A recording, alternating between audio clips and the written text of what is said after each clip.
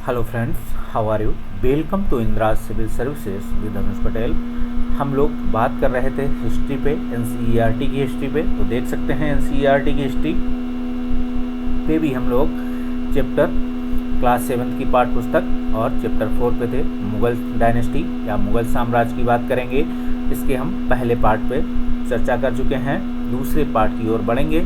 इससे पहले हम थोड़ी सी चर्चा चैनल के संदर्भ में करना चाहेंगे आपके साथ। तो देख सकते हैं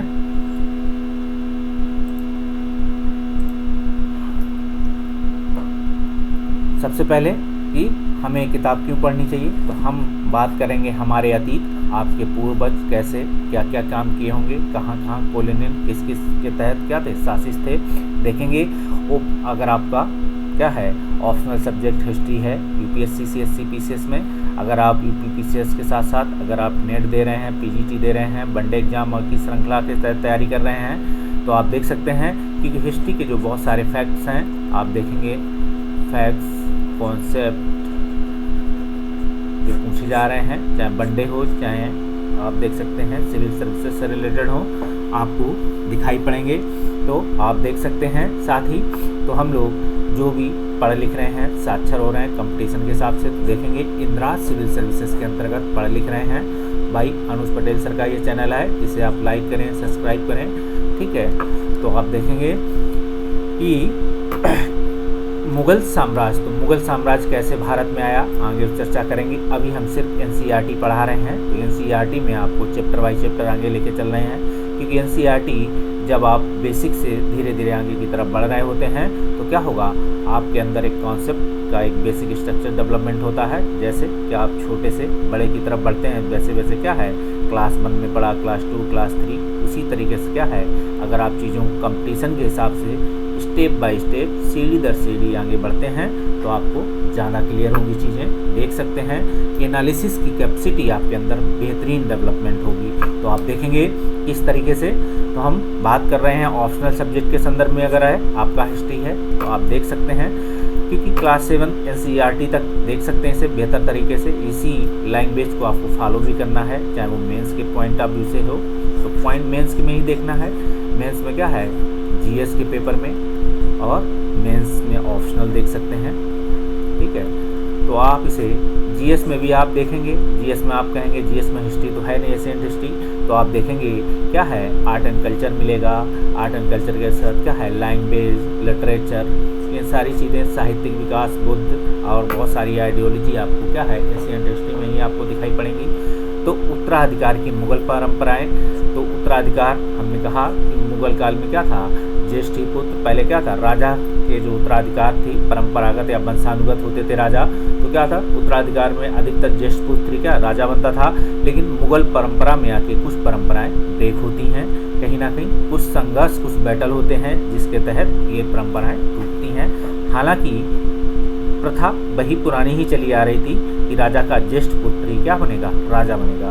तो मुगल ज्येष्ठाधिकार के जो है क्या करते थे, विश्वास नहीं करते थे, क्योंकि क्या होता है जैसे ही वो युवक आप देखेंगे क्या होते थे, युवक बनते थे तो वो अपने या तो पिता को ही गद्दी से उतार के जेल खाने में कैद कर देते थे, या आपस में भाइयों के बीच बैटल होता था उत्तराधिकार के युद्ध के लिए, और जो जीतता था वही राजा बनता था। साम दाम दंड भेद की नीति मुगल एम्परर में या मुगल डायनेस्टी में आपको क्या है दिखाई पड़ेगी। आप देख सकते हैं कि ज्येष्ठ पुत्र अपने पिता का जो है राज्य के उत्तराधिकारी जो होता था, इसके विपरीत ये पहली परंपरा चली आ रही थी। साउथ इंडिया में तो ये मेन परंपरा है, आपको याद बता दें साउथ इंडिया की जितनी भी डायनेस्टीज हैं नियर अबाउट आपको ये परंपरा दिखाई पड़ेगी। नॉर्थ इंडिया में आएंगे आपको ये परंपरा दिखाई पड़ेगी, लेकिन मुगल काल के बाद, मुगल काल के समय ये व्यवस्था ब्रेक होती है। आप देखेंगे उत्तराधिकार के युद्ध में क्या होता था, वे जो था शहदाद की मुगल और तैमूर वंशी की प्रथा को अपनाते थे कहीं ना कहीं। तो आप देखेंगे मुगल डायनेस्टी का जो जन्म होता है भारत में या बाबर के समय से, तो आप देखेंगे कि दो वंश हैं, ईरान की तरफ से और तैमूर वंश आप देख सकते हैं, तैमूर वंशों को की प्रथा को अपनाते थे, जिनमें उत्तराधिकार का विभाजन समस्त पुत्रों में कर दिया जाता था। ज्येष्ठ पुत्र को राजा बनाया गया ठीक है। फिर अन्य पुत्रों के बीच क्या था, राज्य का डिवीजन कर दिया जाता था कि आप इस हिस्से का गवर्नर बनिए, इस हिस्से के गवर्नर बनिए। लेकिन आप देखेंगे इसमें भी लोग डिवीजन के तहत बैटल किए और कई ऐसे जो आपको दिखाई पड़ेंगे मुगल साम्राज्य में कि उन्हें जो है पार्ट का हिस्सा नहीं चाहिए था, पूरा राज्य चाहिए था। तो तालिकाबंद में दिए गए आप देखेंगे अभी कि मुगल राजकुमारों के विद्रोह से जुड़े हुए प्रमाणों पर आप गौर कर सकते हैं। आपके अनुसार उत्तराधिकार का कौन सा तरीका सही था, ज्येष्ठाधिकार का या सहेदात? तो पूछा जाए आपसे क्या है कि सहेदायात क्या है, तो सहेदायात क्या है कि बड़े पुत्र को उत्तराधिकार बना देना, मतलब राजा बना देना, बाकी अन्य पुत्रों में राज्यों का क्या है, राज्य जो राज्य था उत्तराधिकार राजा पिता का उसके, तो उसके बीच डिवीजन या विभाजन नहीं, मतलब उनके बीच जो है उनको क्या कर दिया जाता था, विभाजन समस्त पुत्रों में किया जा सकता था कि आप इस एरिया के राजा हैं, राजा का मतलब गवर्नर, तो गवर्नर बनाए जाते थे। तो आप देखेंगे कई ऐसे भारत में ऐसी व्यवस्थाएं थी कि पूरे मुगल डायनेस्टी को अलग अलग हिस्सों में डिवाइड करके अब सारे राजा के पुत्रों को क्या था, अलग अलग एरिया का डायनेस्टी का गवर्नर बना दिया जाता था और एक बड़े ज्येष्ठ पुत्र को क्या बना दिया जाता था, राजा बना दिया जाता था। ठीक, ऐसी व्यवस्था थी, ऐसी व्यवस्था ही पहले भी थी। लेकिन आप देखेंगे इसके साथ ही आप देखेंगे मुगलों के अन्य शासकों से संबंध कैसे थे, तो आप देखेंगे मुगलों को उन शासकों के विरुद्ध लगातार अभियान किए जिन्होंने उनकी सत्ता को स्वीकार करने से इनकार कर दिया। मुगल शक्तिशाली तो हो गए, अन्य कई शासकों ने स्वेच्छा से उनकी सत्ता स्वीकार की। राजपूत इसका एक अच्छा उदाहरण है कि उन्होंने मुगल घराने से अपनी पुत्रियों के विवाह करके उच्च पद प्रदान किए, किंतु कईयों ने इसका विरोध भी किया। ठीक है, तो आप देख सकते हैं कई इसके विरोधी भी थे, कई ने पद प्रदान किए। तो राजपूतों के साथ मुगलों की शादियों को आप देख सकते थे। जहांगीर की माँ की नाम आता है कछवा की जो राजकुमारी थी वह अम्बे वर्तमान में जयपुर के राजपूत शासक की पुत्री थी, और शाहजहां की माँ भी एक राठौर राजकुमारी थी। ये क्वेश्चन पीसीएस में पूछे जा सकते हैं, और अगर कॉन्सेप्ट बीच में पूछा जाएगा तो आपसे ये होगा कि राजपूत, अगर यूपीएससी इस क्वेश्चन को पूछती है तो पूछेगा क्या कि जो है मुगल शक्तिशाली हो गए थे, स्वेच्छा से कई स्वीकार की, और राजपूत इसका अच्छा उदाहरण है कि इन्होंने स्वेच्छा से, राजपूतों ने क्या थी, मुगल सत्ता को स्वीकार किया। लेकिन ये पूरी तरीके से नहीं से सभी राजपूत आए तो नहीं लिखे कि कई शासक, अगर क्वेश्चन में लिखा हो कई शासकों ने स्वेच्छा से जो है या लगभग, तभी आप इसका आंसर सही मानेंगे। अगर लिखा हो कि सभी शासकों ने, तो आप इसका आंसर राइट नहीं सही करेंगे। दूसरा, राजपूत इसका एक अच्छा उदाहरण है, ठीक है, बट और अगला क्वेश्चन पूछा जाए कि सभी राजपूत राजाओं के घरानों की पुत्रियों के विवाह मुगल घराने से हुए, ये भी क्वेश्चन गलत होगा, क्योंकि सभी राजघरानों ने अपनी पुत्रियों का विवाह मुगल साम्राज्य के शासकों के साथ नहीं किए, जो स्वेच्छा से किए। कई ऐसी बात देख सकते हैं, कईयों ने इसका विरोध भी किया हुआ है, तो आप इसको देखेंगे। तो आप शाहजहां की माँ का नाम ले सकते हैं, जहांगीर का माँ, ये तो एक अलग चीज़ है, ये आपको क्या है, फैक्ट भी इस क्वेश्चन है, इनको फैक्ट देख सकते हैं, ये फैक्ट है। ठीक, आपसे कभी पूछा जाए तो याद रखिएगा, क्वेश्चन पीसीएस स्टेट लेवल में इस तरीके से पूछ सकते हैं, यूपीएससी भी कभी पूछ सकती है, हालांकि ऐसे चांसेस कम हैं। तो देखेंगे कि राठौर राजकुमारी वह मारवाड़ जोधपुर के राजपूत शासक की भी पुत्री थी, आप इन्हें भी देख सकते हैं। इसके साथ ही आप देखेंगे सिसोदिया राजपूत एक लंबे समय तक, ठीक है, क्या था, मुगलों की सत्ता को स्वीकार करने से इनकार करते रहे। तो आप देखेंगे जो कौन से सिसोदिया का मतलब है राणा सांगा और इनके वंशज आप देख सकते हैं, परंतु वे हमारे, आप देखेंगे जब वे हारे तो मुगलों के साथ उन्होंने क्या किया, सम्मानी व्यवहार किया और उनकी जागीरें वतन जागीरों के रूप में वापस कर दी। ठीक है, मुगलों ने उनके साथ सम्मान के साथ व्यवहार किया, लेकिन जब वो हारे, क्योंकि क्या होता, अंतिम समय तक राणा सांगा जब हार जाते हैं तो आप देखेंगे बाद में क्या होता है, ये हारने के बाद चीज़ें बढ़ती हैं। तो मुगल साम्राज्य का जो डायनेस्टी थी उन्होंने उनके साथ एक सम्मानपूर्ण व्यवहार किया, उनकी जागीरें, उनके वतन को उनको वापस किया, और पराजित करने के परंतु अपमानित ना करने के बीच सावधानी बनाए रखने के संतुलन की वजह से मुगल भारत में लंबे या अनेक शासकों सरदारों को अपना प्रभाव बढ़ा पाए। तो आप देखेंगे इन्हें ने क्या है, बैलेंस ऑफ पावर, ठीक है, बैलेंस ऑफ पावर किया। एक तरफ उन्होंने क्या हुआ, अगर किसी का वतन जीता या किसी के राज्य की डायनेस्टी को जीता, या तो उन्हें वापस कर दिया, या उन्होंने क्या किया, राजा की स्वेच्छा स्वीकार कर ली, अधीनता, और कहा कि हम आपके अंडर काम करेंगे। लेकिन उनके वतन, उनकी जागीरें वापस कर दी गई, और उन्होंने क्या किया, वहाँ के जो शासक थे उनके सरदारों पर ऐसा प्रभाव बढ़ा पाए, उन्होंने अपनी मुगल साम्राज्य में या मुगल प्रशासक में भी क्या था, अलग राजवंशों के सरदारों को नियुक्त किया। ये बैलेंस पावर सत्ता की जो नीति थी, इसी के तहत उन्होंने क्या था, अन्य राज्यों, अन्य शासकों पर अपना प्रभाव मुगल डायनेस्टी बढ़ा पाई। तो आप देखेंगे, परंतु इस संतुलन को हमेशा बरकरार रखना कठिन था, क्योंकि राजा बदलते रहते थे। आप देखेंगे एक बार फिर, और राजा का फरमान ही उस समय का संविधान होता था, ये भी आप जानते हैं। राजा बदला, संविधान बदल गया, शासक बदल गए, प्रशासक बदल गए। तो आप देखेंगे, गौर करें, जब शिवाजी मुगल सत्ता स्वीकार करने आए तो औरंगजेब ने क्या किया, उनका अपमान किया, और अपमान का परिणाम क्या हुआ, आप इसे देख सकते हैं। इसके साथ ही सरदार और जागीरदारों के बीच अगर आप देखेंगे, तो सरदार और जागीरदारों के बीच कैसे संबंध थे मुगल साम्राज्य में, तो आप देखेंगे इस साम्राज्य में क्या थे, विभिन्न क्षेत्र सम्मिलित होते गए। ठीक है, इनके जागीरों में कई जगह बैटल हुए। आप देखेंगे जितने भी बैटल हुए, कहीं ना कहीं आपको जो सामंत थे वो या तो क्या थे, राजपूत थे, या अन्य सरदार, अन्य लोग थे, मुस्लिम भी थे, लेकिन अनेक जगह प्रतिनिधित्व करने वाले लोग अधिकतर क्या थे, सामंत भारत के जो सरदार होते थे वही थे। वैसे वैसे मुगलों ने तरह तरह के सामाजिक समूह के सदस्यों में क्या किया, प्रशासन में इन्हें नियुक्त किया। ठीक है, साम्राज्य में शुरू में ज़्यादातर सरदार क्या थे, तुरानी, तुर्की वाले थे। आप देखेंगे यहीं से क्या था, बाबर साहब की तरफ के थे ये। अभी क्या थे, ससुराल पक्ष वाले कम थे। ठीक है, ससुराल कहाँ था, इधर। तो आप देखेंगे ससुराल पक्ष वाले कम थे, अभी जो थे कहाँ के थे, अपने मूल निवास के थे। लेकिन जब ये छोटे समूह के साथ उन्होंने क्या, शासक वर्ग में क्या, ईरानियों को शामिल किया, भारतीय मुसलमानों को इन्होंने शामिल किया। हालांकि भारतीय मुसलमानों को कहना कि ये किस मुसलमान कहेंगे, क्या ये उन मुसलमानों की जो भारतीय मुसलमान थे, इनकी मूल जड़ें आप देख सकते हैं।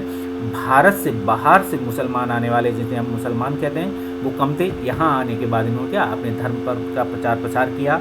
कुछ डायनेस्टी में ज़बरदस्ती घटनाएं घटी, आप सल्तनत काल की घटनाओं से धीरे धीरे, लेकिन धर्म तो धर्म, हर किसी को अपनी इच्छा के अनुसार मानने का हक है। तो आप देखेंगे अफगानों, राजपूतों, मराठों, अन्य समूह में सम्मिलित किया गया। लेकिन वास्तविकता तो ये है कि भारत में जो मुसलमान हैं वो भारतीय इसलिए कहे जाते हैं कि इनकी जड़ें भारतीय हिंदू धर्म से हैं। आप इन्हें देख सकते हैं कि इनके कहीं ना कहीं जो पूर्वज थे वो पूर्ण रूप से या पूर्णता क्या थे, हिंदू थे। लेकिन संतुलन डायनेस्टी, इसके साथ अन्य डायनेस्टी आई तो क्या हुआ, धीरे धीरे भारत में मुसलमान धर्म का प्रचार प्रसार हुआ। आप देखेंगे मुगलों की सेवा, और इसका कारण भी ये था कि मुस्लिम धर्म को अपनाने का, कि भारत में उस समय क्या था, पुराणपंथी चल रही थी। ठीक है, जो पुराणपंथी चल रही थी, तो इसी पुराणपंथी के चलते भारत में मुसलमान धर्म का प्रचार प्रसार तेजी से हुआ। तो इसी पुराणपंथी के चक्कर में लोगों ने क्या है, अंततः जो है या तो विक्षिप्त होकर धर्म को छोड़ दिया, धर्म अपना लिया। बहुत सारी ऐसी घटनाएं घटी हैं, आप देख सकते हैं। तो क्या हुआ, मुसलमान, अफगान, राजपूत, मराठे, अन्य समूह को इसमें शामिल भी कर सकते, सभी अन्य धर्मों के लोग। ऐसा नहीं है कि किसी खास वर्ग के लोग ही मुस्लिम बने हों, ऐसा नहीं है। सभी धर्मों के लोगों ने, तो भारतीय मुसलमान, अफगान, राजपूत, मराठे, इन सभी से लोगों ने मुसलमान धर्म को स्वीकार किया।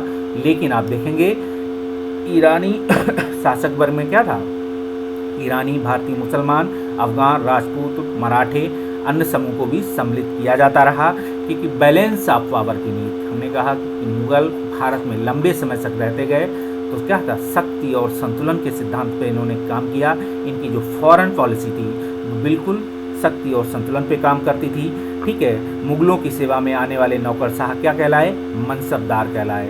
ठीक है, दो पॉइंट है आपसे, एक शहदाद और दूसरा मनसबदार। तो मनसबदार उन्हें कहा जाता थे जो मुगल सेवा में नौकरशाह होते थे, उन्हें मनसबदार। ये क्वेश्चन पीटी में आपसे पूछे जाने की संभावना है कि मनसबदार क्या कहलाए थे मुगल साम्राज्य में, या शहदाद व्यवस्था क्या है मुगल डायनेस्टी में।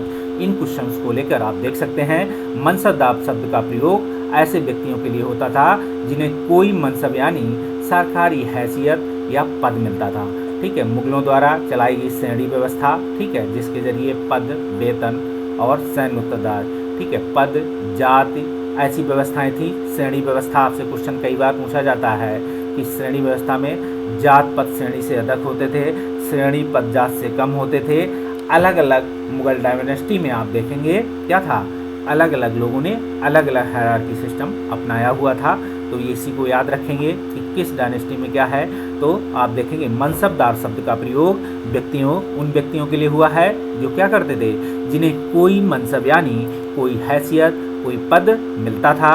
यह मुगलों द्वारा चलाई गई श्रेणी व्यवस्था थी जिसके जरिए पद, वेतन, सैन्य उत्तरदायित्व निर्धारित किए जाते थे। आप देख सकते हैं कि पद और वेतन का निर्धारण जात की संख्या पर निर्भर था। तो आप देखेंगे जो पद और वेतन का जो निर्धारण था क्या था, जात की संख्या पर। ये क्वेश्चन आपसे पूछा जाएगा, ठीक है, पीटी पॉइंट ऑफ व्यू से कि पद और वेतन कैसे निर्धारण होते थे, जात की संख्या पे। और जात की संख्या जितनी अधिक होती थी, दरबार में जो है अभिजात की प्रतिष्ठा उतनी बढ़ जाती थी।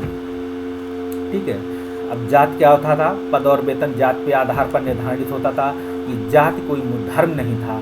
इस जात का मतलब कि संख्या, जात की संख्या मतलब उसके पास कितने घोड़े हैं, घोड़ों के पीछे कितनी पैदल सेना है, यही जात होता था।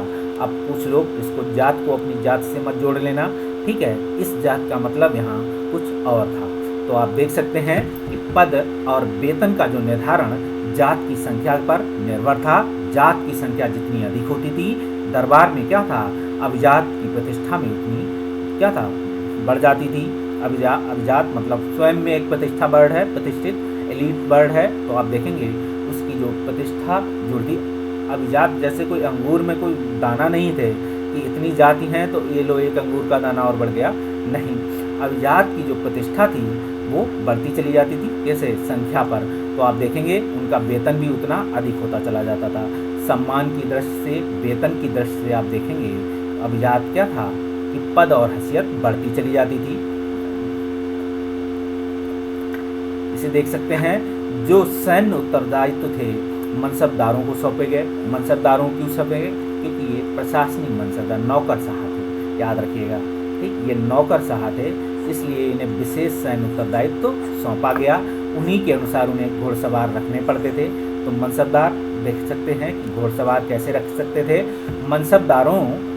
मनसबदार अपने सवारों को निरीक्षण के लिए लाते थे। वे सैनिकों के घोड़ों को दगवाते थे। तो दागने की प्रथा पहले भी चली आ रही थी। कहाँ से चली आ रही थी, अलाउद्दीन खिलजी के समय से, ठीक है, जो सल्तनत डायनेस्टी थी उधर से ही आप देख सकते हैं। तो मनसबदार अपने सरदारों के निरीक्षण के लिए लाते थे। और आप आगे देखेंगे क्या करते थे, वे अपने सैनिकों के घोड़े दगवाते थे। सैनिकों का क्या होता था, पंजीकरण होता था और कार्रवाइयों के बाद उन्हें सैनिकों को वेतन के लिए धन मिलता था।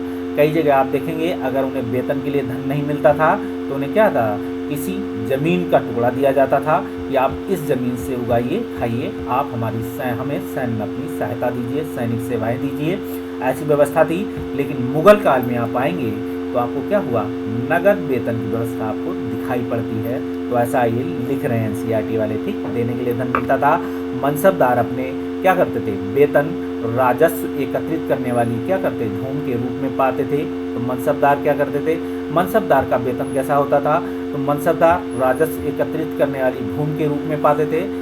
कुछ एरिया दे दिया जाता था मनसबदार को, आप एरिया से क्या था, राजस्व एकत्रित करेंगे, यही आपकी क्या है, हैसियत है, आपका वेतन है, जिन्हें जागीर कहते थे। आप देखेंगे जो तकरीबन इक्ताओं के समान थी। अब इक्ता में कौन बैठता था, आप याद रख सकते थे, इक्ता उस समय क्या था, एक इक्ता में गवर्नर, तो राजा के जो पुत्र होते थे इक्ताओं का शासित होते थे।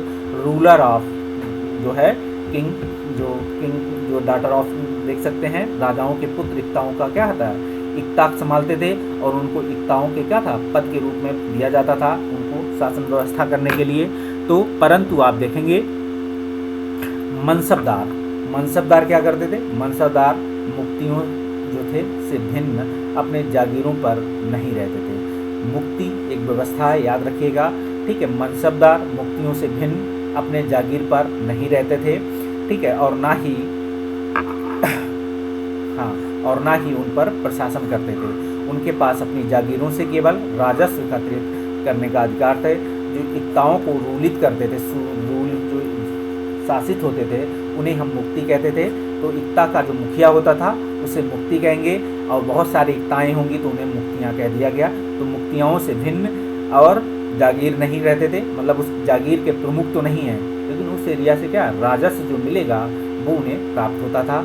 यह राजस्व जो है उनके नौकर उनके लिए एकत्रित करते थे, जबकि वे स्वयं देश के किसी अन्य भाग में सेवारत रहते थे। पता लगा कि क्या है, अभी श्रीलंका की तरफ बढ़े हैं और वह उनका जो जागीर है वो क्या है, उत्तर प्रदेश में कहीं पे है। तो आप देख सकते हैं अकबर के शासनकाल में इन जागीरों के संदर्भ में क्या था, सावधानीपूर्वक आकलन कर सकते हैं, ठीक है, ताकि इनका राजस्व मनसबदार के वेतन के तकरीब बराबर रहे। एक चीज़ और आपको बता दें पहले, हाँ, जात की श्रेणियाँ आप देख सकते हैं। यहाँ से क्वेश्चन ना जाने कितनी बार पूछा गया है यूपीएससी में भी, और पीसीएस वाले तो यहाँ से क्या करते हैं, उनका तो फेवरेट क्वेश्चन है, और खासकर यूपी पीसीएस वाले का, ठीक। देखेंगे तो क्या हुआ, 5000 जात रखने वाले उपजातों का दर्जा 1000 जात रखने वाले उपजातों से ऊंचा होता था।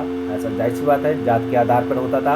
अकबर के शासनकाल में आए तो 29 ऐसे मनसबदार थे जो 5000 जात की पदवी के थे। औरंगजेब के शासनकाल में ऐसे मनसबदारों की संख्या 79 हो गई। आप देखेंगे इनका अर्थ यह हुआ कि राज्य का खर्चा बढ़ता चला गया, क्यों क्या था, जितने ज़्यादा जात उतनी ज़्यादा जागीर। तो आप देख सकते हैं जात और पद की संदर्भ में क्या श्रेणियाँ होती थी। इसी संदर्भ में देखेंगे कि मनसबदार के जो वेतन के तकरीबन बराबर जो थे, तो हाँ, इनका राजस्व मनसबदार के वेतन के तकरीबन बराबर रहे, ठीक है। कौन से, अकबर के शासनकाल में देख सकते हैं। औरंगजेब के शासनकाल तक पहुँचते पहुँचते स्थिति थोड़ी बदल जाती है। अब क्या होता था, अब प्राप्त राजस्व जो है मनसबदार के वेतन से बहुत कम था, ठीक है। जो उन्हें राजस्व प्राप्त होता था वो मनसबदार के वेतन से क्या कर दिया गया, कम कर दिया गया, वो भी बहुत कम था। ऐसी क्वेश्चन कभी पीटी में पूछा जाए तो याद रखिएगा, क्योंकि दोनों में डिवीजन है। अकबर के शासनकाल में मनसबदार के वेतन के तरीके का जो जागीरें थीं, तो इन जागीरों में जो क्या था, इनकी जागीरों के जो मनसबदार, तो जागीर और मनसबदारों को देख सकते हैं क्या था, लगभग बराबर रहे वेतन भत्ते इनके। लेकिन औरंगजेब के शासनकाल में मनसबदारों के वेतन बहुत कम हो गए, ठीक है, और मनसबदारों की संख्या में भी आप देखेंगे अत्यधिक वृद्धि हुई, ठीक है। वेतन कम हुए लेकिन मनसबदारों की संख्या में वृद्धि होती है। इसका कारण उन्हें जागीर मिलने से पहले एक लंबा इंतजार करना पड़ता था, एक वेटिंग लिस्ट जारी होने लगी। इन सभी कारणों से जागीरों की संख्या में कमी होती चली गई। फलस्वरूप कई जागीरदार आए। जागीर रहने पर क्या होता था, ये कोशिश करते थे कि वे जितना राजस्व वसूल कर सकें कर लें, ठीक है। और शासन के अंतिम वर्षों में औरंगजेब ने इन परिवर्तनों पर नियंत्रण नहीं रख पाए। इसका कारण किसानों को अत्यधिक मुसीबतों का सामना करना पड़ा। तो आप देख सकते हैं इन सभी कारणों से धीरे धीरे क्या था, मुगल डायनेस्टी अपनी अंतिम पड़ाव पे थी। आप देख सकते हैं औरंगजेब के बाद तो वैसे भी मुगल डायनेस्टी तुम चल मैं आता हूँ वाली कहानी हो गई, ठीक है। तो आप देख सकेंगे कि इसी आधार पर मुगल काल की कुछ चित्रों को देख सकते हैं। अपने सवारों के साथ मनसबदार अभियान पर जा गए हैं, ये चित्र है, आप देख सकते हैं। शाहजहाँ के समय का एक चित्र आपको दिखाते हैं। इस शाहजहाँ के राजकाल के एक लघु चित्र के ब्यौरा है, जहाँ जागीर के समय भ्रष्टाचार को दिखाया गया। तो आप देख सकते हैं करप्शन जो था हर जगह है। तो भ्रष्टाचार जो है, भ्रष्ट अफसर मिले, रिश्वत लेते हुए पाए गए। आप देख सकते हैं चित्रात्मक व्यवस्था, और एक कर अधिकारी गरीब किसानों को सजा देते हुए। तो आप देख सकते हैं एक तरफ ये क्या है, करप्शन दे रहा है, लोगों को खुद करप्ट है, और दूसरी तरफ सजा देने का अधिकार भी इनको मिला हो। जो आज से इनकी व्यवस्थाएं भाई देख सकते हैं, जब्त और जमींदार की व्यवस्था आप देख सकते हैं क्या होती थी। तो मुगलों का आमदनी का प्रमुख साधन क्या था, किसानों की उपज से मिलने वाला राजस्व। अधिक सभी राज्य जो किंगडम थे, आप देख सकते हैं, चाहे जो डायनेस्टी हो या किंगडम, आप देखेंगे जो उनका क्या था, जो उनका फाइनेंशियल सिस्टम जो थी, राजस्व व्यवस्था थी,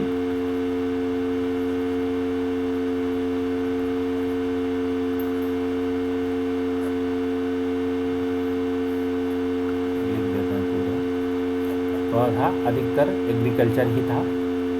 ठीक, अधिक इसीलिए आप देखेंगे राजाओं ने एग्रीकल्चर के लिए, जिस राज्य ने अधिकतर अपने राज्य में एग्रीकल्चर के लिए अच्छे काम किए, किसानों के लिए नई नई टेक्नोलॉजी को प्रचार प्रसार किया, वैसे ही आज के समय में जैसे आपके लोकतंत्र में क्या है, प्रधानमंत्री और मुख्यमंत्री जिस तरीके से किसानों को अपनी नए नए टेक्नोलॉजी उपलब्ध कराते हैं, नए नए साइंटिफिक रिसर्च को कहते हैं, इसलिए कहा जाता है आज के समय में वही कौन है, वही रिच है जिसके पास क्या है, R&D अच्छा है।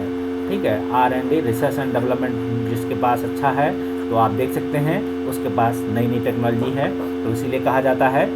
तो आप देखेंगे कि मुगलों की आमदनी का प्रमुख साधन किसानों की उपज से मिलने वाला राजस्व था।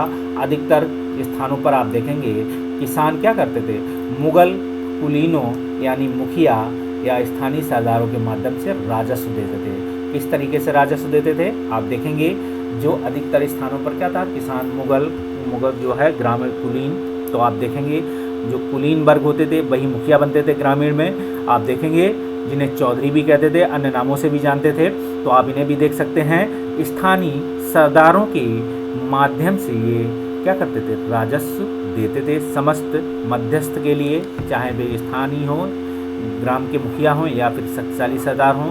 मुगल एक ही शब्द करते थे, जमींदार।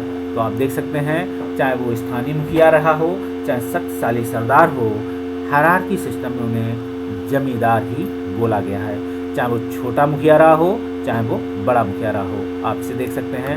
अकबर के शासनकाल में एक मंत्री थे, राजस्व मंत्री टोडरमल ने क्या था, 10 साल जो है 1570 से 1580 के बीच कालावधि के लिए कृषि की क्या की, पैदावार की, कृषि की जो है कीमतों और कृषि भूमि का सावधानीपूर्वक सर्वेक्षण किया। इन आंकड़ों के आधार पर प्रत्येक फसल को नगद के रूप में कर राजस्व निश्चित कर दिया गया। प्रत्येक सूबे प्रांत को राजस्व मंडलों में बांट दिया गया। ठीक है, इनका जो सूबा होता था प्रांत, जो राजस्व के रूप में, उसे हम मंडल कहते थे। आप याद रखिए, क्वेश्चन पूछा जाए प्रत्येक की हर फसल के लिए राजस्व दर आप देखेंगे, प्रत्येक की मतलब प्रत्येक सूबा जहाँ जैसी पैदावार थी, तो हर सूबे में पता लगा यहाँ के सूबे की गेहूँ की क्या थी, पैदावार अच्छी है तो यहाँ की राजस्व ज़्यादा लगेगा, और कहीं का कम है तो वहाँ कम लगेगा। राजस्व की सूची अलग अलग बनाएगी। राजस्व प्राप्त करने की इस व्यवस्था को जब्त कहा गया। ठीक है, आपसे पूछा जाए कि जब्त सिस्टम क्या था, तो जब्त आप देखेंगे राजस्व जो है फाइनेंस कलेक्टिव सिस्टम था एक, जो क्या करता था, राजस्व प्राप्त करने की व्यवस्था को जब्त किया गया है। ये व्यवस्था उन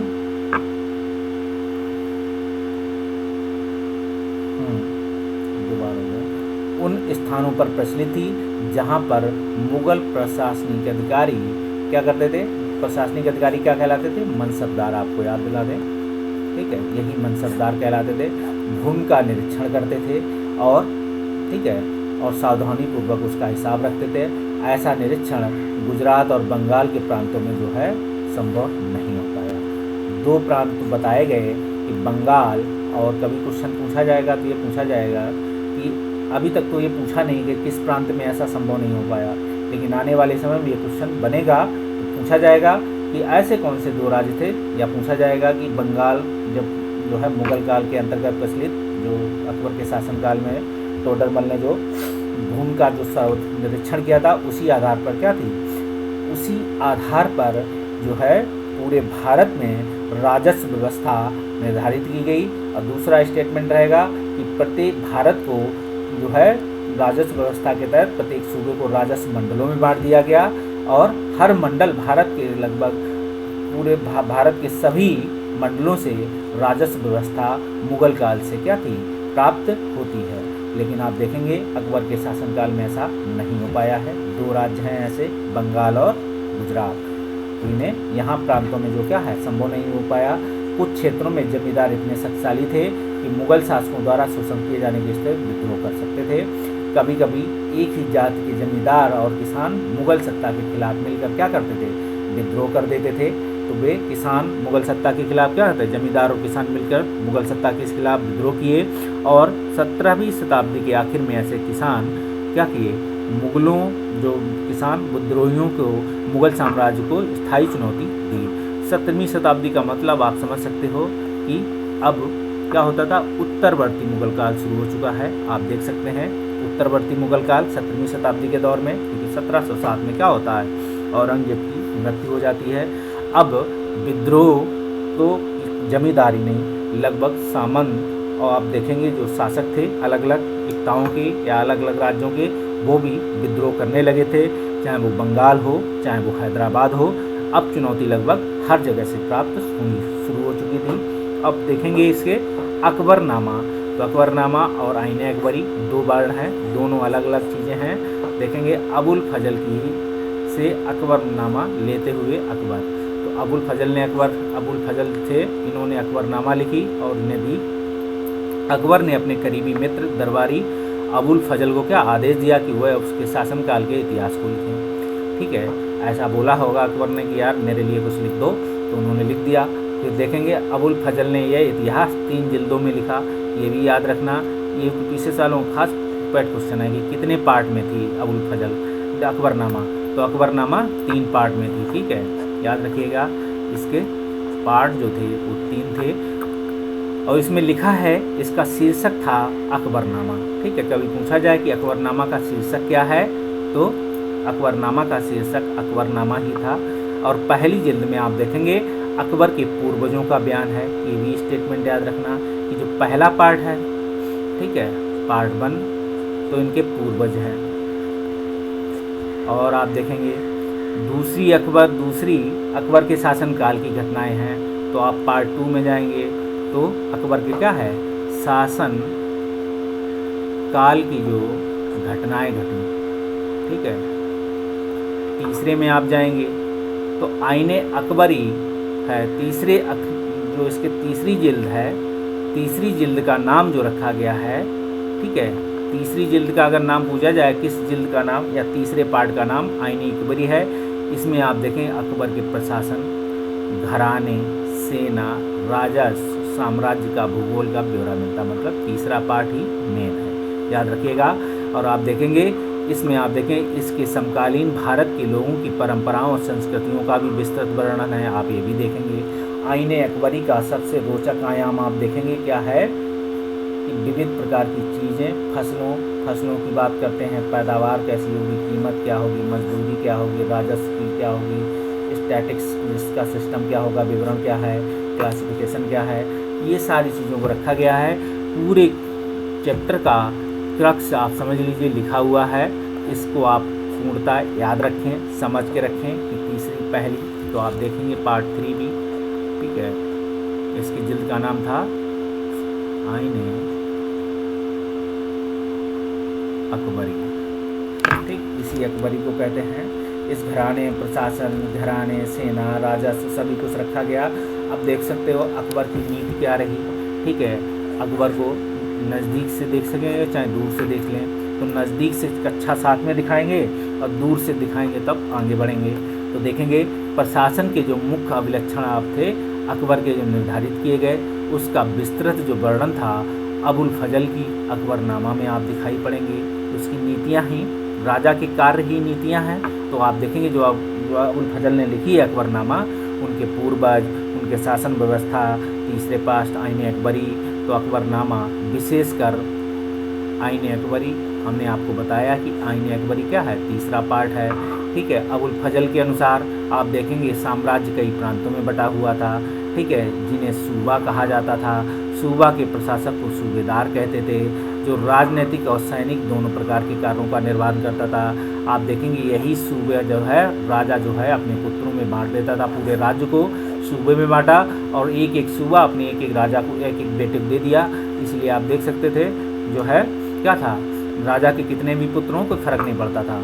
तो आप देखेंगे प्रत्येक प्रांत में एक वित्तीय अधिकारी भी होता था। ठीक है, एक वित्त अधिकारी होता था जिसे दीवान कहते थे। तो प्रांत का जो वित्तीय अधिकारी दीवान कहलाया। कानून व्यवस्था बनाए रखने के लिए क्या कर दिया गया, सूबेदार को अन्य अफसरों का सहारा लेना पड़ता था, जिसे हम मनसबदार कहेंगे, आगे देखना सहयोग था। ठीक है, जैसे कि बख्शी एक होते थे, सैनिक वेतन अधिकारी होते थे, एक सदर होते थे, धार्मिक और धर्मार्थ के कार्यों के मंत्री, एक फौजदारी होते थे, सेना नायक, ये सभी सूबे के अधिकारी हैं। और कोतवाल तो आप देखेंगे नगर का पुलिस अधिकारी कहलाता था। सेम जो थे राजा के आसपास भी ऐसे अधिकारी आपको दिखाई पड़ेंगे। फिर आप देख सकते हैं जहांगीर के समय की कैसी घटनाएं घटी। ठीक है, जहांगीर के दरबार में नूरजहां का क्या प्रभाव था। ठीक है, नखरे नूरजहां के नाम से आप जानते ही होंगे। तो नखरे नूरजहां देख सकते हैं। तो नूरजहां जो थी वो क्या थी, मेहरुन्निसा ने 1611 में क्या किया, जहांगीर से विवाह कर लिया। अब मेहरुन्निसा थी कौन, आगे बताएंगे कभी आपको। उसे नूरजहां का खिताब मिला, किसने दिया होगा। नूरजहां हमेशा क्या करती थी, नूरजहां हमेशा जहांगीर के प्रति अत्यधिक वफादार रहीं। ठीक है, और उनको समय समय पर सहयोग देती रहीं। ठीक, और देखते रहें कि नूरजहां के सम्मान में जहांगीर ने क्या, चांदी, इसी सहयोग से क्या हुआ, वो खुश हुए और उन्होंने क्या दिया, सोना चांदी दे दिया उन्हें, मतलब चांदी के सिक्के जारी कर दिए। और जिनमें से आप देखेंगे जिनमें एक और उनके स्वयं के खिताब के उत्कीर्ण था, दूसरी ओर यह वाक्य लिखा था, रानी बेगम नूरजहां के नाम से गढ़ा हुआ। ठीक है, दो सिक्के के दो पहलू होते हैं। ठीक है, तो आप देखेंगे जैसे आपके पेट और पीठ, उसी तरीके से देख सकते हैं सिक्का है, सिक्के में दो पहलू हैं। तो पहले पीठ पे लिखा था, जैसे एक तरफ लिखा हुआ था कि क्या, जिनमें एक स्वयं के उत्कीर्ण थे, दूसरी ओर व्यवस्था था रानी बेगम नूरजहां के नाम से गढ़ा हुआ। एक रानी के नाम से, एक पार्ट क्या था, रानी के नाम से था, दूसरा राजा के नाम से। और देख सकते हैं ये सिक्का दिखाया गया है, लिखा हुआ है, ये आपको विवरण दिया, हमें तो आती नहीं है। तो बाईं ओर दिया गया दस्तावेज आप देख सकते हैं, नूरजहां द्वारा क्या किया, जारी किया गया। ठीक है, आदेश था, फरमान था उनका। ठीक, चौकोर मोहर वाले थे, तो आप देख सकते हैं चौकोर मोहर वाले। उदत्त और महान, आप उदात्त थे, महान थे महारानी नूरजहां जो थी, पातशाह बेगम का आदेश, जो क्या था, आदेश था। तो आप देख सकते उदत्त महान महारानी का जो, ये कुछ और नहीं था, ये क्या था, ये एक तरीके से महारानी ने क्या था, कहेंगे क्या था, आदेश। हाँ, आदेश बोलेंगे। मान लीजिए कोई वजीफ़ा है, वजीफ़ा बोला जाता है जिनके कि हम वजीफ़ा पढ़ रहे हैं, तो आप देखेंगे तो उदात्त महान नामक जो वजीफ़ा था वो रानी का क्या था, आदेश था। वो हो सकता है वजीफ़ा अच्छे भी होते हैं, उनके लिए भी लिखे जाते हैं वजीफ़ा, और किसी काम के लिए पढ़े जाते हैं, अलग अलग चीज़ें होती हैं। तो देखेंगे गोल मोहर वाले थे। ठीक, एक गोल मोहर वाले आए, तो आप गोल मोहर के अनुसार देखेंगे तो शाहजहां जागीर के प्रताप से क्या थे ना, शाहजहां जहांगीर के प्रताप से महारानी क्या थे, चंद्रमा जैसी बलशाली बन गई। जो शाह जहांगीर के प्रताप से महारानी कैसी हो गई, चंद्रमा जैसी, मतलब क्या हो गई, मून हो गई। आप देखेंगे ये कामना करते हैं कि नूरजहां जो पातशाह के युग की सर्वोत्तम महिला बने। ऐसा इस चौकोर सिक्के में लिखा हुआ था, कि लिखा हुआ गोल मोहर के अनुसार, गोल मोहर में जो लिखा था कि शाहजहां जहांगीर के प्रताप से, शाह जहांगीर के प्रताप से, ठीक है, महारानी चंद्रमा जैसी वैभवशाली हो गई, मतलब खूबसूरत, सुंदर, सुशील और चमकने लगी दूध की तरह। तो आप फिर यह कामना करते रहें कि नूरजहां पातशाह के युग की सबसे सर्वोत्तम महिला बने। ऐसी भी कामना इसमें लिखे हुए शब्दों के अनुसार है। अब देखेंगे मदान्धता क्या होता है। ऐसी व्यवस्था या कथन जिसे अधिकारपूर्ण कहकर यह आशा की जाए कि उस पर बिना कोई प्रश्न उठाए उसे स्वीकार कर लिया जाए। मदान्धता मतलब आज की सेम वर्ड है कि मदान्त व्यक्ति है। जैसे क्या है, आज के अंधभक्त को हम मदान्त कह सकते हैं, कि राजा की जो नीतियां हैं उनको नहीं देखना, उन्हें देखना है कि नहीं, हम तो सिर्फ क्या हैं, लोकतंत्र में सिर्फ इस पार्टी के भक्त हैं। तो उन भक्तों की जो संख्या है वो मदान्धता के क्रम में है।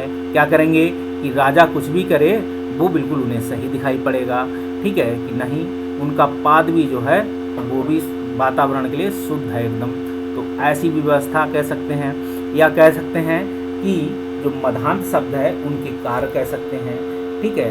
मदान्त का मतलब है कि वो कोई कार्य कर रहे हैं, वो मदान्ता है। वो नहीं देखते हैं कि इस डेमोक्रेसी में क्या इफेक्ट पड़ने वाला है, इसका क्या, जो किंगडम के जो राजा के कह सकते हैं, राजा ही कहेंगे, प्रधानमंत्री हमारा राजा ही है, ठीक है, प्रधानमंत्री हमारे राजा हैं, मुख्यमंत्री हमारे राजा की तरह हैं, ठीक है, सर्वोच्च सत्ता उनके हाथ में होती है, लेकिन लोकतांत्रिक व्यवस्था के तहत। हम उन्हें राजा, लोकतांत्रिक राजा कहेंगे।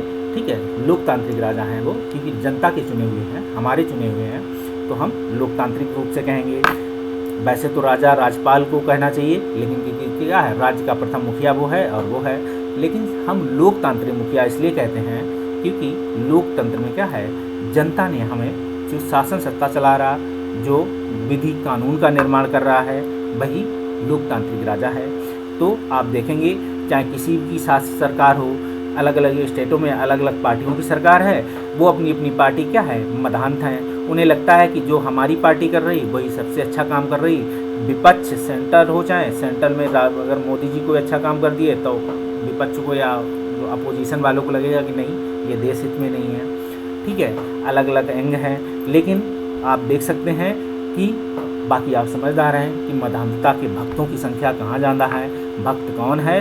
तो आप देख सकते हैं ऐसी व्याख्या या कथन जिसे अधिकारपूर्ण कहकर यह आशा की जाए, ठीक है, कि कोई कथन कह दिया गया कि बस अब इस पर कोई टीका टिप्पणी नहीं होगी। कोई पूछ दे तो कोई आपका दोस्त है कोई ऐसी जो कहे, कोई अगर आप उसने कथन बोला आगे चल के तुम उस पर टीका टिप्पणी की है तो आप दोस्त नहीं कहलाए। ठीक, तो क्योंकि आपने क्या किया, लोकतांत्रिक उत्तर जानने की कोशिश की, लेकिन उसने जो बोला वही सत्य है, अब इसके आगे नहीं पूछा तो भाई गलत है। तो उसी तरीके से कुछ मधांधता वाले वर्ड हैं। कहा जाता है कि अधिकार पूर्ण कहकर यह आशा की जाए कि उस पर बिना कोई प्रश्न, अब कोई प्रश्न मत उठाइए हम पे, ठीक है, उसे स्वीकार कर लो। ठीक है, क्योंकि वो तो व्यक्तिगत था, ठीक, लेकिन मधांधता कभी व्यक्तिगत नहीं है। आप देख सकते हैं मधांधता में जब क्या माना जाता है, जब आप रूलर में हैं, जब आप क्या हैं, किसी रूलर की क्या हैं, मधांत कोई भक्त हैं, किसी शासक प्रशासक के जब भक्त होते हैं उसे ही हम कहते हैं मधांता। ठीक है, खासकर जो लोकतांत्रिक व्यवस्था के तहत चुने हुए व्यक्ति, जो हमारे देश के मुखिया हों, चाहे वो कांग्रेसी शासित हों, चाहे वो बीजेपी शासित हों, राज्य हों, जहाँ के जो मुखिया हैं, जो क्या है उनकी भक्त जो है, उनको आजकल क्या कर रहा है, आजकल आप देख सकते हो कई स्टेटमेंट आ रहे हैं अलग अलग स्टेटों के मुखियाओं के। कभी वो कहते हैं गोबर से नहा लीजिए तो कोरोना चला जाएगा, कभी कहते हैं कि कोरोना क्या है, एक व्यक्ति है, उसे भी तो जीने का अधिकार है, कभी कहते हैं कि क्या, बहुत सारे स्टेटमेंट आते रहते हैं। ठीक, कोई कहते हैं कि ऐसा करो। हाँ, अब कोई कहे कि हम वातावरण में हवन और यज्ञ करते हैं, कोरोना भाग जाएगा। वातावरण में भाई कोरोना तो भागेगा नहीं, ये तो नहीं पता। हाँ, उससे वातावरण अच्छा ज़रूर होगा। अगर आप हवन यज्ञ की सामग्री से हवन करते हैं, ठीक, तो वातावरण कैसा होगा, शुद्ध हो जाएगा। आपको वातावरण साफ होगा तो ऑक्सीजन ठीक होगी। ऑक्सीजन जो आप मिक्सिंग ऑक्सीजन लेते हैं वो क्या होगी, वो शुद्ध हो जाएगी थोड़ी, या और अच्छी हो जाएगी। लेकिन हो सकता है कोरोना हट जाए, हो सकता है ना हटे, लेकिन वातावरण ऐसी है तो है नहीं व्यवस्था कि यहाँ वातावरण शुद्ध हो गया तो अब यहाँ कोरोना नहीं आएगा। हो सकता है कोई इन्फेक्टेड व्यक्ति फिर उस गली से निकल जाए, फिर इन्फेक्टेड फैल गया। तो अब तो हवा में है तो बच के रहें, सावधानी पूर्वक रहें। देखेंगे अकबर की अभिजात, हालांकि आप अगर डेली अपने घर में आप देखेंगे क्या होगा, डेली हवन सामग्री से हवन करते हैं तो कोरोना का जो वातावरण है वो लगभग नकारात्मक रहेगा, आपके यहाँ का वातावरण शुद्ध रहेगा। लेकिन ये प्रक्रिया आपको डेली अपनानी पड़ेगी, क्योंकि क्या है, कहीं ना कहीं वातावरण शुद्ध होगा तो आपको थोड़ा लगेगा कि हाँ ठीक है, लेकिन फिर भी आपको बचाव करने होंगे। आपको मास्क पहनना होगा, आप बाहर निकलें कि ऐसा नहीं कि आपने शुद्ध वातावरण ले लिया, आपके फेफड़े एकदम शुद्ध हो गए तो अब आपको कोरोना नहीं होगा। बचाव ही कोरोना है, बचाव से ही बचें इससे। तो अकबर के अभिजात देख सकते हैं, अब क्या थे, मधांधता की बात कर चुके हैं हम लोग, बात करने लगे कुछ और करने लगे थे। अकबर की अभिजात बड़ी सेनाओं का संचालन करते थे। ठीक है, अकबर के जो अभिजाती थे वो बड़ी सेनाओं के संचालन करते थे और बड़ी मात्रा में राजस्व इकट्ठे करते थे। जब तक वो वफादार रहे, साम्राज्य का कार्य कैसा रहा, सफलतापूर्वक चलता रहा। आप देखेंगे वहीं 17वीं शताब्दी के अंत तक कई अभिजातों ने अपने स्वतंत्र ताने बाने बुन लिए। हमने कहा 17वीं शताब्दी आई और औरंगजेब 1707 में जो है नहीं रहे, उनका इंतकाल होता है। और इसी इंतकाल के साथ क्या होता है, मुग़ल डायनेस्टी कई हिस्सों में स्वतंत्र रूप से कई किंगडम में बढ़ जाती है। आप देखेंगे सही नहीं रहा, आप देखेंगे साम्राज्य के प्रति उनकी वफादारी उनके निजी हितों के कारण क्या पड़ गई, कमज़ोर पड़ गई साम्राज्यों की, क्योंकि औरंगजेब की जो नीतियाँ थीं वही नीतियाँ ही उनको कहाँ ले गई, उनकी जो पॉलिसीज़ थी वो साम्राज्य की पतन की ओर ले गई। क्योंकि इसके बाद के जो राजा आए, क्योंकि इससे क्या हुआ, अलग अलग हिस्सों में नए नए राजा जो है उनके सरदार शक्तिशाली होते चले गए, और औरंगजेब की वृद्ध स्थिति, औरंगजेब के बाद औरंगजेब के कोई क्या था, जो उनके वंशज में कोई ऐसा पुत्र उनका सामने निकल के नहीं आ पाया जो शासन व्यवस्था को पूरी तरीके से एक उपाय या अडॉप्ट कर सकता, चला सकता। तो 1570 में देख सकते हैं, 1570 के समय आप औरंगजेब जब फतेहपुर सीकरी में थे, वो अकबर जब, अब हम अकबर के बारे में बात कर रहे हैं, तो अकबर जब फतेहपुर सीकरी, तो फतेहपुर सीकरी महल बनवाया हुआ था। आप देखेंगे क्या किसके लिए बनवाया था, अपनी बेगम और अपने पुत्र के लिए, ध्यान रखिएगा। उसमें क्या था, फिर उन्होंने क्या सीकरी में उलेमा ब्राह्मणों, उसमें एक महल में एक जगह और बनाई गई, आखिर अकबर भी जाएंगे, तो उलेमा ब्राह्मणों, जेसूट पादरियों, रोमन कैथोलिक के थे, और जरदुश्त धर्म के अनुयायियों के साथ मिलकर मामलों की चर्चा की है। इसे ही इबादत खाना, ठीक है, ये चर्चा इबादत खाना में हुई। अकबर की रुचि विभिन्न व्यक्तियों के धर्म और रीति रिवाजों में थी, ठीक है। इस विचार विमर्श से अकबर की समझ तो बनी, जो विद्वान धार्मिक रीत और मदानता पर बल देते थे वे अक्सर कट्टर होते थे, ठीक है। आप देखेंगे उन्होंने क्या हुआ, बहुत सारी उदार नीतियाँ अपनाई। तो अकबर क्या होते, इबादत खाना जो होती थी उसमें सभी धर्मों को सम्मान, सभी धर्मों की बातें, सभी धर्मों के लोगों को क्या किया, लिखा गया, इनकी बातों को सुना गया, कैसे कैसे होंगे। तो आप देखेंगे इसी विचार विमर्श से अकबर की जो समझ बनी, वो विद्वान धार्मिक रिवाज और मान्यता पर बल देते हैं, वो अक्सर क्या होते हैं, कट्टर होते थे। उनकी शिक्षाएं प्रजा के बीच विभाजन और असमंजस पैदा करती हैं, ठीक है। ये अनुभव अकबर को सुलह कुल या सर्वत्र शांति के विचारों की ओर ले गई। उसे ये पता था कि हम अगर मधांत हो जाएंगे, ठीक है, हम अगर अपने जो उलेमा वर्ग है इसी की ही बात सुनेंगे, तो हमें लोग आगे चलकर हमारे बारे में क्या कहेंगे, हमारा इतिहास क्या लिखा जाएगा। आखिर अकबरनामा तो लिखवाए थे, ठीक है, तो क्या अबुल फजल से, तो कुछ अच्छा करने के लिए तीसरी जिल्द में आपने देखा ही है कि उनका नाम क्या था, कैसी घटनाएं घटी। तो मदानता से बचने के लिए अकबर ने क्या, एक इबादत खाना में फतेहपुर सीकरी में एक महल में क्या हुआ, अपनी सभी धर्मों की शिक्षाएं प्रजाओं को माना। उसने कार्य किस लिए किया, क्योंकि उनकी शिक्षाएं प्रजा के बीच विभाजन ना पैदा करें, असमंजस पैदा ना करें, और सुलह कुल की ओर ले जाएं, सर्वत्र शांति की ओर ले जाएं। यही इसकी राज्य व्यवस्था सुलह कुल की रूप में रह ले। सुलह कुल कहाँ से है, राम राज्य का विचार है, सर्वत्र शांति। तो आप देख सकते हैं सर्वत्र शांति भी कहीं ना कहीं मिलता जुलता है भारतीय संस्कृति, भारतीय डायनेस्टी कह सकेंगे, तो या इंडियन कॉन्टिनेंटल, आप देख सकते हैं भारतीय उपमहाद्वीप का विचार ही है, सर्वत्र शांति विचार ले गए। सहिष्णुता की नीति आई, तो आप देख सकते हैं सहिष्णुता जैसे विचार, जिसे बाद में क्या हुआ, भारतीय संविधान की प्रस्तावना में भी सहिष्णुता लागू की गई, तो सहिष्णुता लागू की गई। ये देख सकते हैं कि यही इबादत खाना है, इस इबादत खाने में सभी धर्मों के लोग बैठे हैं, सभी धर्मों के लोग बात कर रहे हैं। तो धर्मों के विद्वानों के साथ चर्चा की, जाना, जेसूट पादरियों की पहचान सकते हैं आप कैसे होंगे, तो पादरी साहब देख सकते हो, पादरी साहब, जेसूट पादरी, ठीक। यह धारणा विभिन्न धर्मों के अनुयायियों में अंतर नहीं करती है, ठीक है। जो इबादत खाने में जो अनुयायी थी, क्योंकि सभी धर्मों के लोग बैठे थे, तो अंतर नहीं होता था।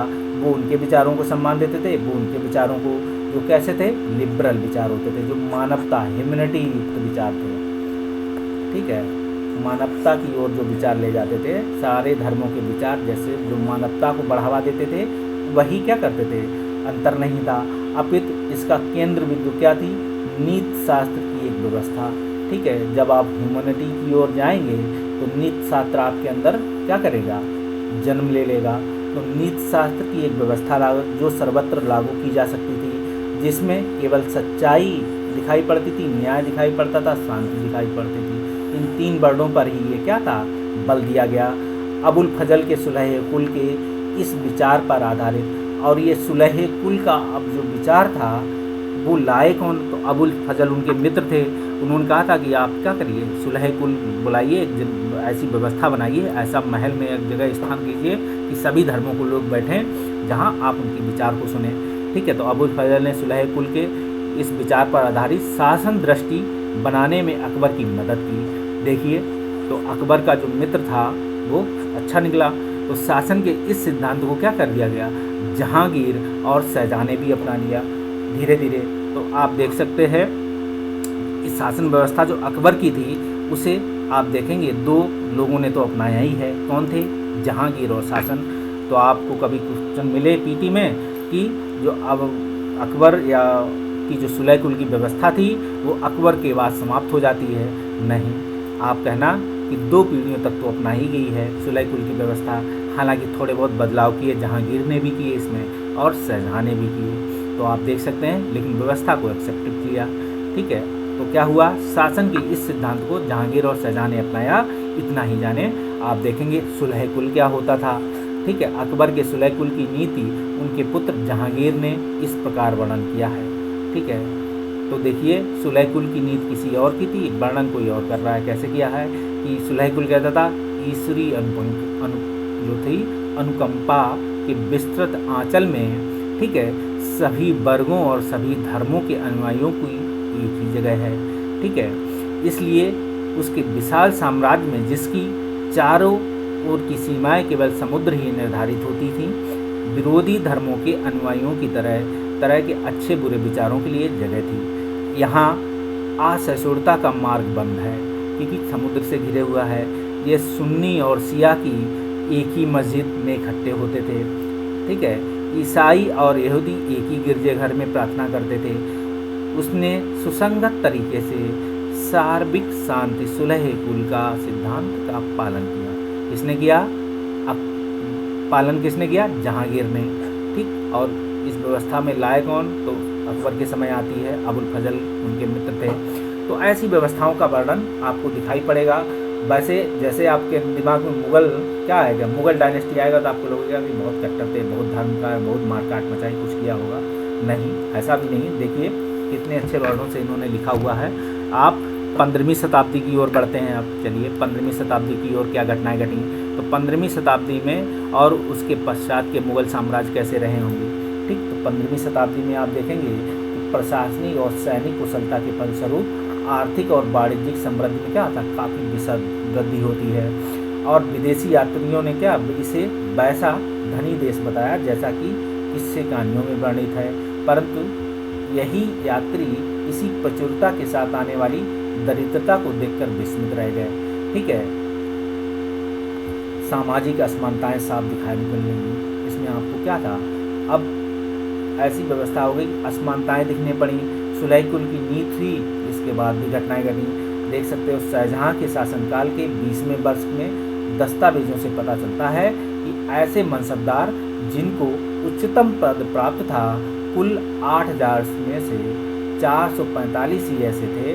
कुल मनसबदारों की एक छोटी संख्या जो थी 5.6% की ही साम्राज्य का अनुमानित राजस्व उन्हें मिलने लगा। मतलब कुछ लोगों के हाथ में राजस्व कलेक्ट होने लगा, कुछ लोगों के।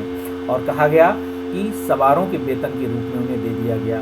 ठीक है, पहले जात के रूप में मिलता था, अब सवार के रूप में आप देख सकते हैं। तो इस शाहजहां के शासनकाल की व्यवस्था आप देख सकते हैं। ठीक, आप इसे देखेंगे, इस तरीके की व्यवस्थाएं आपको दिखाई पड़ेंगी। और आगे क्या घटना घटी, मुगल साम्राज्य और उनके मनसबदार अपनी आय का बहुत बड़ा भाग कहाँ दे दिए, वेतन और वस्तुओं पे लगा देते थे। ठीक है, इस पे वेतनों, तो आय का खर्चा, जब इतने मनसबदार होंगे, इतने सवारदार होंगे तो क्या करोगे, वेतन तो देना ही पड़ेगा। इसी खर्चे से क्या हुआ, शिल्पकार और किसानों को लाभ होता था। ठीक, क्योंकि जैसे किसान शिल्पकारों को लाभ हुआ। और आप देखेंगे चूंकि वे वस्तुओं और फसलों की पूर्ति करते थे, राजस्व का भार इतना था कि प्राथमिक उत्पादक, ठीक है, आज का प्राथमिक इकोलॉजी में प्राथमिक उत्पादक किसे कहते हैं वो ये प्राथमिक उत्पादक नहीं थे। ठीक है, इकोलॉजी का प्राथमिक उत्पादक कोई और है। ठीक है, तो आप देखेंगे वहाँ का जो प्राथमिक उपभोक्ता है वो अलग है इकोलॉजी का। लेकिन जो मानव या वातावरण में जो प्राथमिक है, तो आप देखेंगे किसान और शिल्पकारों के पास निवेश के लिए बहुत कम धन बचता था। तो आप देखेंगे इसमें से जो बहुत गरीब थे मुश्किल से अपना पेट भर पाते थे। उत्पादन शक्ति क्या थी, बढ़ाने के लिए अतिरिक्त संसाधनों में औजार और अन्य वस्तुओं को निवेश करने की बात भी वो सोच नहीं सकते थे। ऐसी व्यवस्था में ज़्यादा धनी किसान, शिल्पकारों के समूह और व्यापारी महाजन लाभ उठाने लगे। ठीक है, अब धनी किसान सूत पे किसी शिल्पकार ही काम करने लगे, व्यापारी भी ये काम करने लगे और महाजन भी काम करने लगे। राजा ने क्या था, किसानी या एग्रीकल्चर पे इस समय इतना ध्यान नहीं दिया। उन्हें लगा कि ये तो स्वयं में फलता फूलता एरिया है, अपने आप पैदा हो जाएगा। ठीक है, वो तो ये नहीं, आगे नहीं बोलेंगे। और मुगलों कहेंगे सब ईश्वर की देन है। मुगलों के कुलीन वर्गों के हाथ में बहुत धन और संसाधन थे। ठीक है, तो आप देख सकते हैं जिनके कारण 17वीं शताब्दी के अंतिम वर्षों में अत्यधिक शक्तिशाली वो हो गए, और यही कुलीन जो शक्तिशाली बनते चले गए, यही इनके राज्य का विभाजन और पतन का कारण बने। तो आप देखेंगे जैसे जैसे मुगल साम्राज्य की सत्ता पतन की ओर बढ़ती गई, वैसे वैसे विभिन्न क्षेत्रों में सम्राट के सेवक स्वयं ही सत्ता के शक्तिशाली केंद्र बनने लगे। आप बंगाल, हैदराबाद, लखनऊ, अन्य राज्यों को देख सकते हैं। कुछ, ठीक है, कुछ ने नए वंश स्थापित कर लिए। ठीक है, आप देख सकते हैं हैदराबाद, अवध जैसे प्रांतों में अपना नियंत्रण जमा लिया। दिव्य दिल्ली के मुगल सम्राट के स्वामी के रूप में मान्यता तो दे दी कि हाँ अभी आपकी मान्यता है। 18वीं शताब्दी तक साम्राज्य के कई प्रांत अपनी स्वतंत्र राजनीतिक पहचान बना चुके थे। इसके बारे में आप आगे चर्चा सुनेंगे। आप देख सकते हो कि राजा और रानी कैसे हैं। तो ये क्या है, विश्व के अन्य हिस्सों में राजा कैसे होते थे, रानी कैसी होती थी।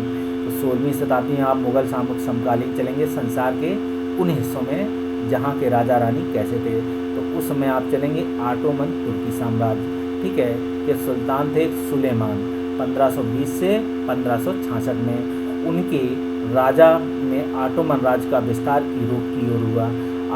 ठीक है, अभी ये क्या था, भारत में मुगल डायनेस्टी थी, तो उन्होंने अपना साम्राज्य का विस्तार यूरोप की तरफ कर दिया। ठीक है, तुर्की की तरफ। इसीलिए आप देख सकते हो कि इसी ऑटोमन साम्राज्य को जब 1919 का समय आता है, उसी समय क्या करते हैं, अंग्रेज इस ऑटोमन साम्राज्य की भंग कर देते हैं, जिसके लेकर भारत में सन्य अवज्ञा आंदोलन भी इसी संदर्भ में आगे बढ़ा। और जिन्ना और जो कौन थे, वो दो भाई थे अपने बंधु भाई, उन्होंने इसके लिए आंदोलन शुरू किया। ठीक है, हमारे देश के लोगों ने इसका समर्थन भी किया क्योंकि हम लोग अंग्रेज़ों के खिलाफ थे। और आप देखेंगे उसने हंगरी को अपने राज्य के साथ मिला लिया, हंगरी को मिलाया, ऑस्ट्रिया को घेरा, फौजों ने बगदाद और इराक भी हथिया लिए। ऐसा नहीं सिर्फ यूरोप की तरफ बढ़े हों, उन्होंने बगदाद को भी हरिया और इराक को भी। आप देखेंगे मोरक्को तक के उत्तरी अफ्रीका के बहुत सा हिस्सा ऑटोमन सत्ता का मानता था। तो आप देख सकते हैं ऑटोमन सत्ता का विस्तार मोरक्को के कुछ हिस्सों में तक जा रहा है। सुलेमान की आप देखेंगे सुलेमान ने क्या किया, ऑटोमन नौसेना का पुनर्गठन कर दिया। ठीक है, नौसेना पहले भी होती और फिर ये क्या, इन्हें क्योंकि अब पहुंच चुके हैं, हंगरी पहुंच ही चुके हैं, अब बीच में पड़ गया भूमध्य सागर, तो नौसेना का तो गठन करना ही पड़ेगा। तो पूर्वी भूमध्य सागर के इलाकों पर इन नौसेना का क्या हुआ, प्रभुत्व बढ़ा। इस वजह से स्पेन के साथ उनकी क्या हो गई, स्पर्धा हो गई। ठीक है, और अरब सागर में इस नौसेना ने क्या किया, पुर्तगालियों को चुनौती दे दी। इधर जब ऑटोमन साम्राज्य ने ऐसा किया तो आप देखेंगे सम्राट को अल कानूनी, ठीक है, सम्राट को क्या हुआ, अरब सागर में पुर्तगालियों को चुनौती मिली, सम्राट को अल कानूनी विधि निर्माता का खिताब दिया गया जब अरब सागर में ऐसी घटना घटी और दो स्पेन के साथ। और आप देखें क्योंकि उसके शासनकाल में बड़ी संख्या में नियम कानून बनाए गए थे। आप देखेंगे जो पुर्तगालियों के साथ चुनौती, इसी समय आप देखोगे कि भारत के साथ जो व्यापार करने का यूरोपीय लोग व्यापार बाई लैंड बाई कॉन्टिनेंट आते थे वो बंद हो जाता, ऑटोमन साम्राज्य का विस्तार होता है। फिर इन्हें नया रास्ता ढूंढना पड़ा क्योंकि मेडिटेरियन सी वाला रास्ता तो ऑक्यूपाई हो गया, इधर से भी ऑक्यूपाई हो गया, तो आए कहाँ, तो अटलांटिक महासागर होते हुए अफ्रीका के जो अंत जो देश है वहाँ से घूमते घूमते मेडागास्कर होते घूमते हुए आए थे बाद में। तो ऑटोमन साम्राज्य की ही देन है कि ऑटोमन साम्राज्य ने इधर का जो ट्रेड सिस्टम ब्रेक कर दिया।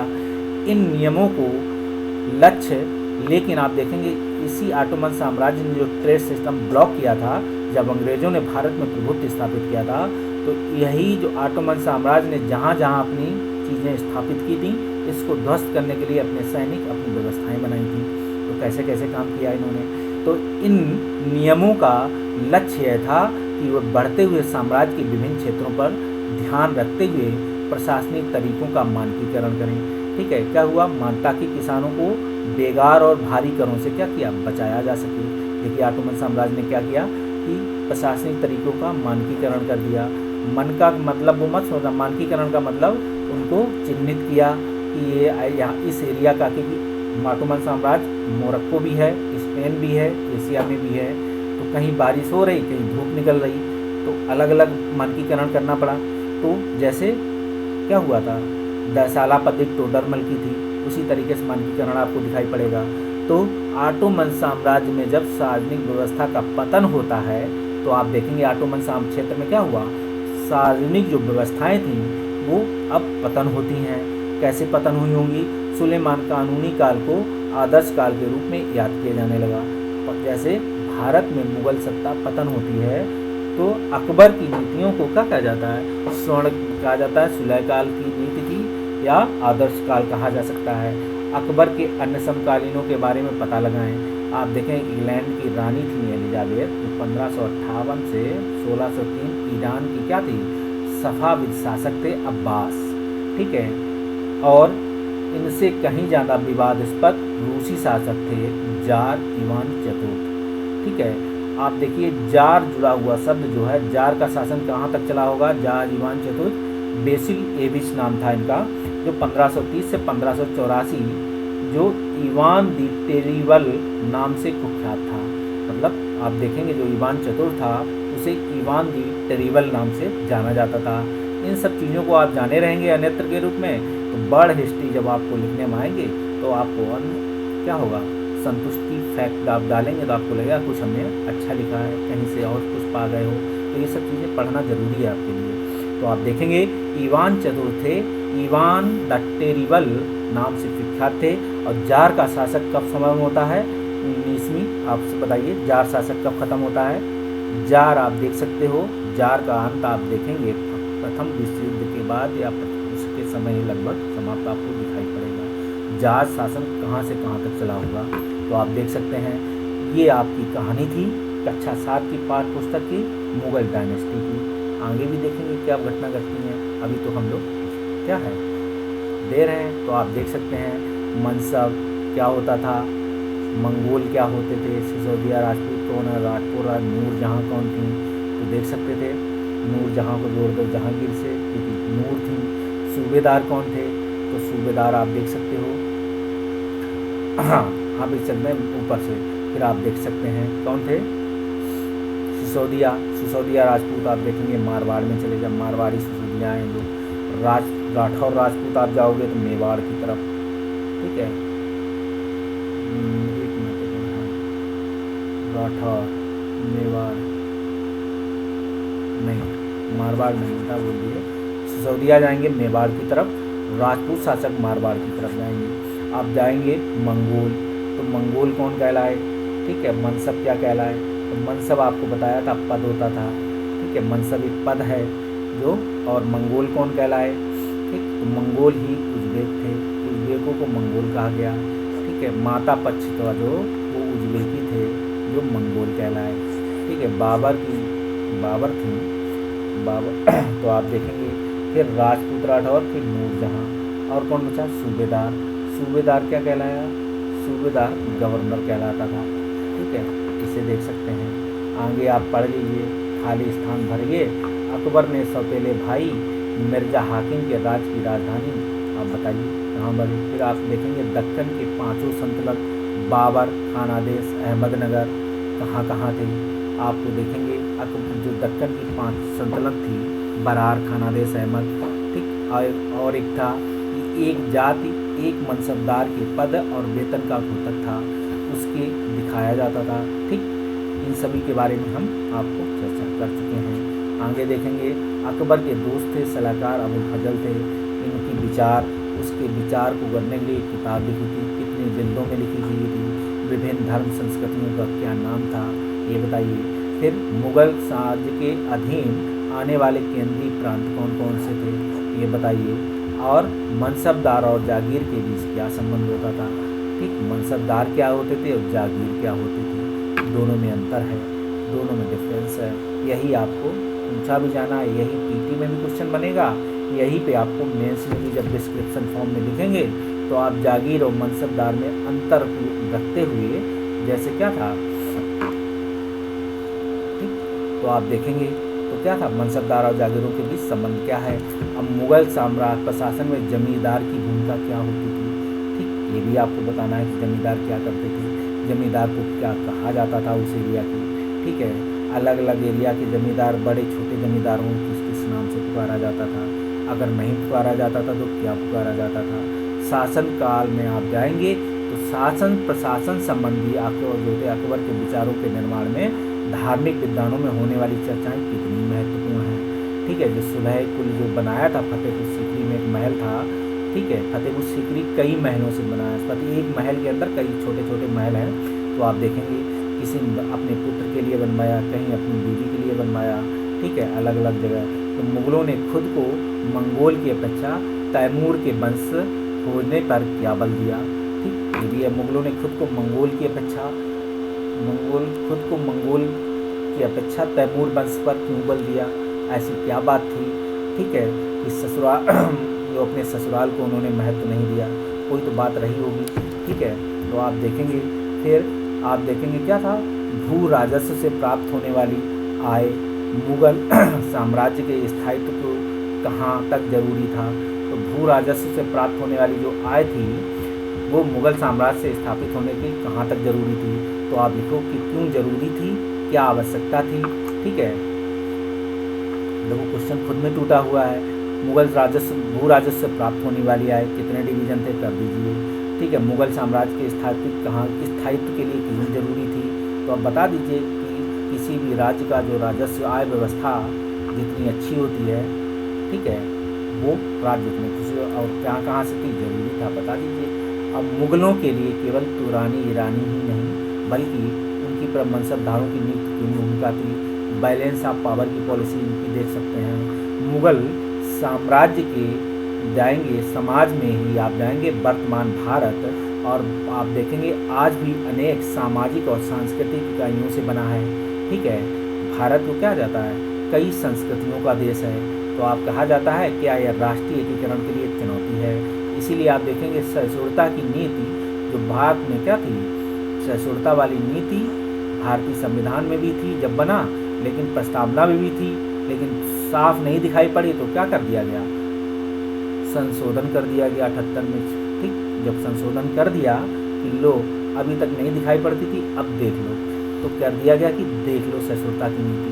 तो यही राष्ट्रीय एकीकरण के लिए क्या ये चुनौती थी। तो सहिष्णुता की नीति कभी चुनौती होती है क्या, ऐसा नहीं है। एक हिस्सा चुनौती है तो दूसरा हिस्सा क्या है, बैलेंस ऑफ पावर की नीति में है। आप देखेंगे मुगल साम्राज्य की अर्थव्यवस्था के लिए कृषक अनिवार्य थी, ठीक है। किसी भी देश की अर्थव्यवस्था, किसी भी राजा के किंगडम में अगर वहाँ की कृषक अच्छे नहीं हैं, अगर वहां ने अपने राज शासनकाल में कृषकों का ध्यान नहीं रखा। अभी देख लो मोदी जी गए थे बंगाल में चुनाव लड़ने, इधर उन्होंने एक अपनी एग्रीकल्चर पॉलिसी लागू की और 20 किसान धरना प्रदर्शन करते रहे, और धरना प्रदर्शन करते करते क्या हुआ, बंगाल चुनाव हाथ से निकल गया। कारण था कि किसानों की उन्होंने सुननी नहीं थी। किसान आज भी रोड पे बैठे थे, उन्होंने कभी उनके बीच नहीं सुना, जबकि किसान देश का रीढ़ है, ठीक है। सबसे ज़्यादा भारत में किसान ही पाए जाते हैं। देश अभी भी गांव में बसता है, ऐसा मोदी साहब को पता होना चाहिए था कि आप तो फॉरेन पॉलिसी में टूर के चक्कर में घूमते रहते हैं, लेकिन देश तो अभी भी क्या था, गांव में बसता है। तो मोदी साहब को लगा कि दिल्ली ही शहर सब है, बाकी तो बेकार है। तो देखेंगे मुगल साम्राज्य की जो अर्थव्यवस्था के लिए कृषक अनिवार्य थे। तो हमने बताया कृषक क्यों अनिवार्य होते हैं। आप सोचें कि वे आज भी इतने महत्वपूर्ण हैं, क्या भारत में अमीर और गरीब के बीच आय का फैसला मुगलों के काल की अपेक्षा कहीं अधिक बढ़ गया। इसका मतलब ये नहीं कि मोदी का विरोधी, मोदी की नीतियों का विरोधी हूँ मैं, व्यक्ति का विरोधी, ठीक है। तो विचार के विरोधी। गांधी जी कहते हैं क्या कि आदमी बुरा नहीं है, आदमी के विचार बुरे हैं, ठीक। तो आप देख सकते हो जैसे व्यक्ति नहा धो के क्या होता है, अच्छा लगने लगता है। अगर आदमी वैसे ही चोला बदल ले तो फिर से अच्छा हो जाता है। भारत में आप क्या होता है, भारत में अगर आप बहुत ज़्यादा क्राइम कर डालो तो बाबा बन जाओ, ठीक है। तो बाबा की जो संख्या देखो ठीक है। तो बाबा क्या होते हैं, बाबा अगर कोई क्राइम को तो छिप जाएंगे तो क्राइम की चोला बदल देते हैं। ये भी एक क्या है, हृदय परिवर्तन है, लेकिन दूसरा पक्ष है हृदय परिवर्तन का। ठीक है, सात्विक भी होते हैं, बहुत अच्छे भी होते हैं, ऐसा नहीं है। तो ऐसे ही तरीके से क्या होता है, विचार होते हैं, विचार बदलते रहते हैं। तो मुग़ल साम्राज्य के समय के साथ भी, उम्र के साथ भी, ठीक है, तो आप देखेंगे मुग़ल साम्राज्य का जो उपमहाद्वीप के विभिन्न क्षेत्रों में अनेक प्रभाव पड़ा। लगाइए, तो मुग़ल साम्राज्य का जो विभिन्न क्षेत्र उपमहाद्वीप था, मुग़ल साम्राज्य उपमहाद्वीप, क्योंकि उपमहाद्वीप मुग़ल साम्राज्य लगभग पूरे उपमहाद्वीप पर शासित था, कुछ क्षेत्रों को छोड़ दें। और पता लगाई कैसा उनका प्रभाव था, उनकी बैलेंस ऑफ पावर की पॉलिसी क्यों थी, क्यों उन्होंने इस प्रभाव को लाए थे, ताकि नगर गांव क्षेत्र में आप रहते हैं उस पर कोई प्रभाव पड़ा था क्या। ठीक है, जो प्रभाव मुग़ल शासक था वहाँ क्या प्रभाव पड़ा, इस तरीके से हम क्या करें, हमने मुग़ल जो ये चैप्टर था इसको ख़त्म किया। अब हम मिलेंगे अगले वीडियो में। आई होप आपको मुग़ल डायनेस्टी की जो जड़ है कुछ समझ में आई होगी। आगे फिर मिलेंगे किसी चैप्टर में, मुग़ल साम्राज्य फिर आएगा, फिर खोदेंगे, देखते हैं क्या है। ठीक, तो आप देखेंगे। तब तक के लिए बाय बाय। आई होप आपको हमारा पढ़ाया हुआ अच्छा लगा होगा। अच्छा लगे तो प्लीज़ चैनल को लाइक और सब्सक्राइब करें। मिलते हैं अगले वीडियो में, तब तक के लिए बाय बाय।